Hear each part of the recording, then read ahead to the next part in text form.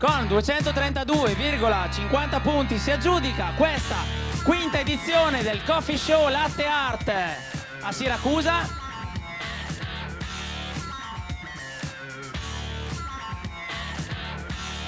Giuseppe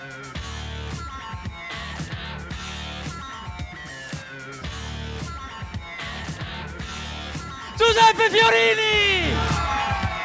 Successo per l'edizione 2015 del Coffee Show Latte Art. A determinarlo la sinergia tra professionalità, creatività e passione, ingredienti recepiti dal folto pubblico presente. La manifestazione organizzata da Gaetano Bongiovanni, presidente dell'Associazione Culturale Enogastronomica Mangiare Bene e non solo, ha visto trionfare Siracusa e Palazzolo. Protagonisti dell'evento sono stati, come nelle precedenti edizioni, i campioni nazionali Andrea Antonelli e Chiara Bergonzi. Qualcuno direbbe ce l'abbiamo fatta. Anche questa quinta edizione è terminata e penso con grande soddisfazione dalla provincia di Siracusa, perché per la prima volta, dopo 5 edizioni, se la aggiudicano 2 siracusani, uno DOC e uno dalla provincia.